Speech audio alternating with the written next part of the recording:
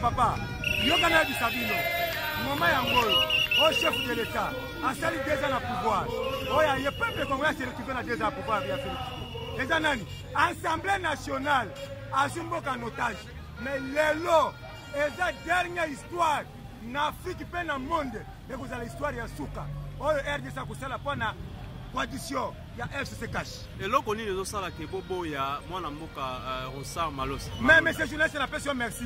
Au moins, il y a une caméra, nous avons pour la ligne. FCC a toujours un agenda caché. FCC a toujours un intérêt en Bokate. A une majorité, il y a une majorité de groupes d'individus. Intérêt à Bango, et ça pour la ligne. Pour la population. Dollars, ils ont matavazo le baquet. Bambasala va fonctionner dans le baquet. Mais Babiba va chabango $2000. Baye va comme côté na loi 3 loi mina kuna sakata va sakiwana. Biloko ngitu. Pesi population passe na mutu. Pe population a commis troublé. Pe kanda e matili susu. Mais l'autre c'est pas pour nous. Population à comprendre que président de la République actuelle a la volonté de faire la majorité triquée. Mais besoin de coalition. Coalition oui. C'est une coalition. Mais le cas c'est la coalition pour la population. C'est aussi. Libala ni nesi la kate. Et les Camerounais, Libala nyoso. Ceux qui moi c'est Jean Dumba. Ou ceux qui moi c'est Osama Kamote. Libala ici la Kanango. Notre mbitol les lots. Et ça dernier jour il y a histoire. Oh il y a événement en Afrique qui fait dans le monde état de droit et de démocratie côté qui na kati RDC. Les gens de démocratie à Jeune, oh bandi sikoyo. Mais ils ont l'histoire ya Souka. Oh c'est ça que ça. Message pour na ba mettre ya PPRD parce que il paraît que bango pe ba kitina. Mais message za boy. Ça peut perdre, peut perdre la population. Voilà, parce que on peut perdre comme ça là. On va comme ça là. Pas bien gango. Et ça maquille la ONG. Et ça net moto quoi na vélo à l'ongasa là, à se défendre mais déjà agent la chèque na lokolo. Yango de bisa bango. Lelo, basa les réalité. Mobutu akutana na IDPS. Mouze Kabila akutana na IDPS. Kabila, lelo so atiki pouvoir, ezaki bato mususu te ezaki IDPS. Yango to lobi boy. PPRD, ceux qui na FCC. Mais la balabala, au cas contraire, d'abord de me saluer. Merci.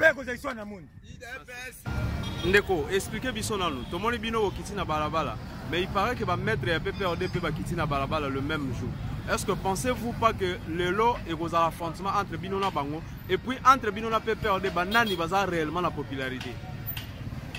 Yo mon tout d'abord, messieurs les journalistes, vous l'évitez. Bison n'est pas la popularité. Bison n'est pas la bateau belé.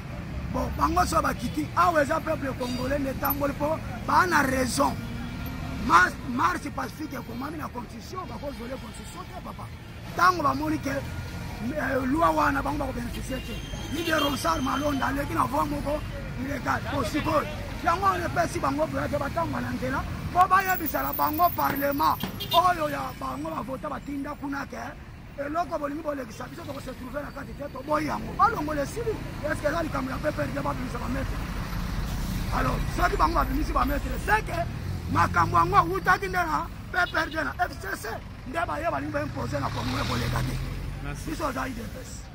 Bonjour monsieur.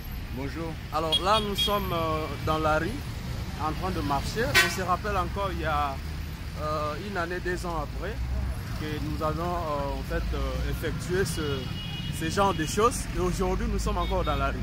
Alors un mot par rapport à cette journée parce que c'est une journée tout à fait historique. Alors vous pouvez dire quoi à tous nos internautes de notre chaîne à partir de l'Europe? Bon, la journée n'est pas historique. Oui. Comme elle est une journée comme toute autre journée. Ok. Mais simplement qu'aujourd'hui, nous sommes en train de devoir riposter et nous sommes en train de devoir agir contre certaines normes, en fait, certaines anomalies au sein des institutions, au sein des entreprises publiques, au sein de toutes les différentes voies qui permettent à ce que le pays puisse être bien géré. Alors actuellement, aujourd'hui, le but de la marche, c'est plus par rapport à la désignation de M. Malonda au sein de la CENI. Et pour ça, il y a des différentes normes qui ne sont pas respectées. Alors pour l'instant, nous évitons que les gens ou bien les instances qui sont mises dans les gestions des différentes instances publiques puissent être dévouées à la cause d'un certain groupe. Prenons le cas du FCC, okay, ni non plus du cash. Nous ne voulons pas que le cash impose, nous ne voulons pas que le FCC impose, mais nous voulons qu'il y ait nécessairement un consortium total. Ce consortium qui provient normalement de la population. La population a ses délégués, certes, mais par rapport à ça, si les délégués ne sont pas en train de faire bien le travail qu'ils sont en train de faire, nous maintenant, nous sommes une population de masse. Nous constituons une majorité de masse ici au niveau de la RDC.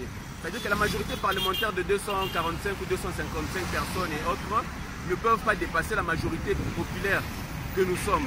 Parce que c'est nous qui leur avons donné mandat.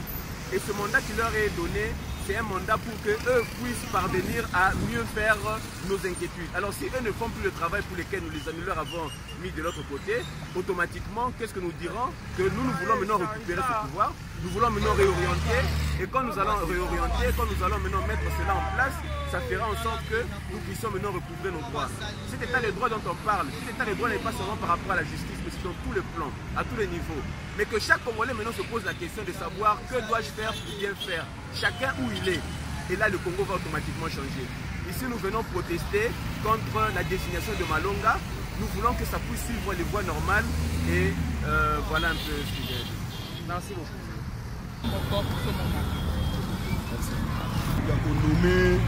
La Konome, Roland, Massar aussi, c'est qui là, je ne sais pas moi, Rossard Malonda. Alors, il y a un peuple congolais à Tamoli, le loco na kolakisa, na Assemblée nationale, nos députés qui n'ont pas au-dessus à peuple été. Peuple Aboyi, Roland, Malonda. Alors, il ne faut pas se soumettre. Il y a un loto qui na balabala pour manifester mécontentement. Il y a manière, oyoyo. Procédure Assemblée nationale et Keinango pour Nakobinisa, M. Malonda, et il ne fallait pas. Jusque-là, il y a FCC qui n'a pas voté, il y a un collectif qui n'a pas voté. Alors, manière ce peuple congolais, Aboya, M. Malonda, Obango Bakoni, et on va vous dire le dans la balabala.